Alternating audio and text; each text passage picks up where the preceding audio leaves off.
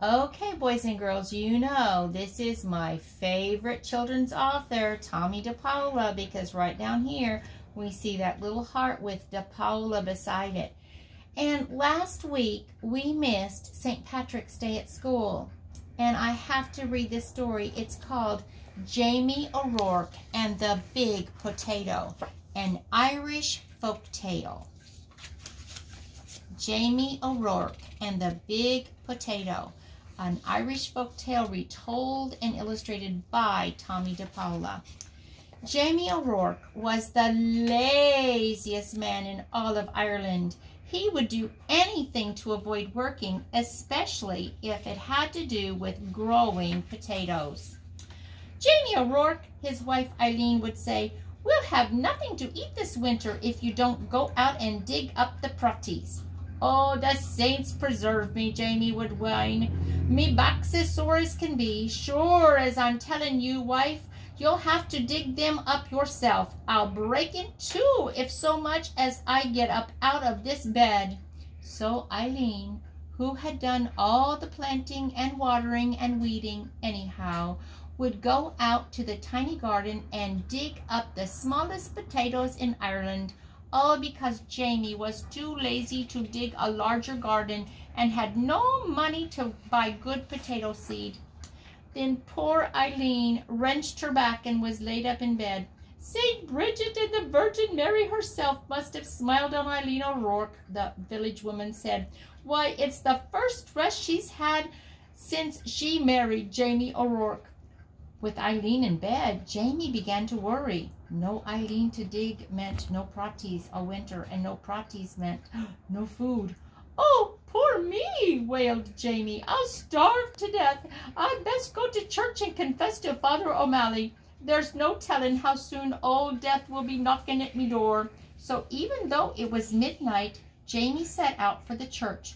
He was about halfway down the hill when he heard singing and a tap, tap, tapping sound. Sure, and wouldn't I be knowing," Jamie whispered, "but I swear it's a leprechaun." And sure enough, sitting in a circle of ferns in the moonlight was a leprechaun, singing and hammering tiny nails into the heels of fairy boots. He was making Jamie knew just what to do. He crept up and grabbed the little man by his coattails and held him. "Let me go, let me go!" the leprechaun shouted. "Not on your life," Jamie said. "Not until you show me where you keep your pot of gold." Now, everyone in Ireland knows that leprechauns make boots and dancing shoes for the fairies, who pay for them with gold. And everyone knows that if you catch a leprechaun, he'll pay for his freedom with his pot of gold. But this leprechaun was cleverer than most. "Oh, please, Mr. Mortalman," he pleaded. "I'm just starting out making fairy shoes, and I only have 1 or 2 pieces of gold in me pot. Won't you take a wish instead?" "Why, what would I wish for?" Jamie asked. "Me who's about to die of starvation because my wife is sick in bed and can't dig the protties for the winter, and they're such puny protties anyhow." "Well," said the leprechaun, reaching into his pocket, "you could wish for the biggest protty in the world. It would last all winter, and you wouldn't have to do anything more than plant that seed, water it, and wait." Oh my goodness, that sounded wonderful to Jamie.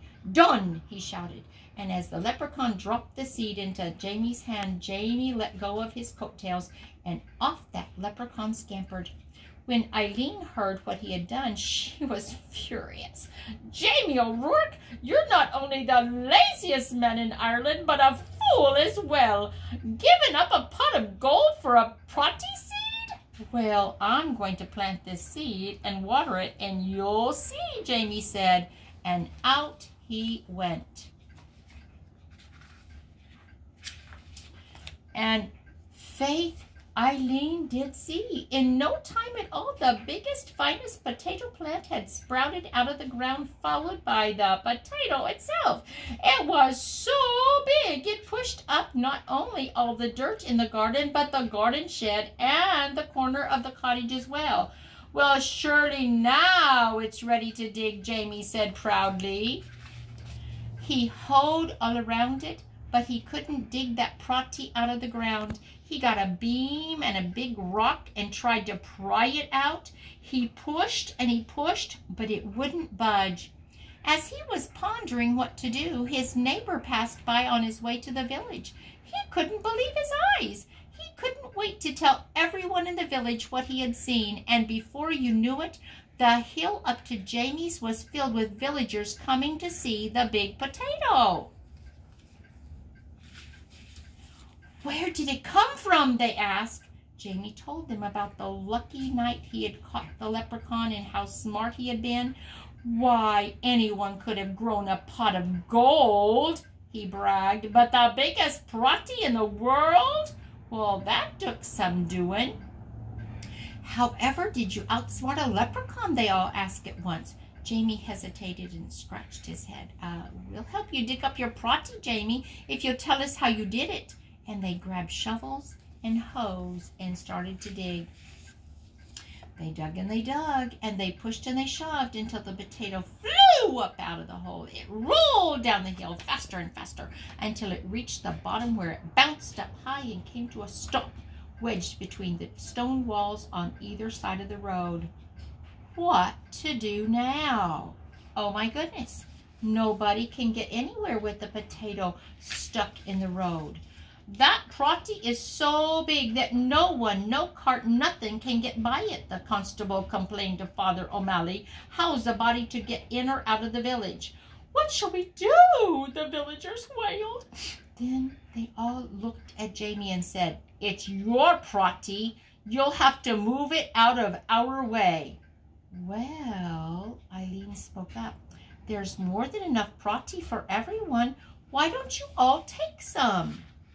So the villagers sawed and chopped and carted off huge pieces of potato, while Jamie sat on the stone wall and watched. I've noticed that Jamie still isn't doing any work. All winter long, everyone had potato to eat and eat and eat until no one wanted to see or hear of potato again. Oh. In the spring, Jamie said, "I saved a potato eye for seed, and it's just about time to plant it." "Oh, no!" the villagers all cried. "If you promise not to plant it, Jamie, we'll promise before St. Patrick and all the saints to see that you and Eileen always have plenty to cook and eat. We don't want another giant prati around here." Jamie smiled and agreed. What a perfect life for a lazy man. "And so you see, dear Eileen," Jamie told her, "I wasn't such a fool with that leprechaun after all." And Eileen had to admit that Jamie O'Rourke was right. And there's that leprechaun with a big old pot of gold.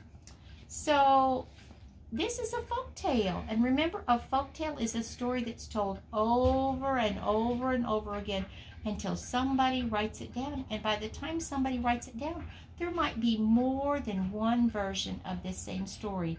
This is Tomie De Paola's version of Jamie O'Rourke and the giant and the big potato.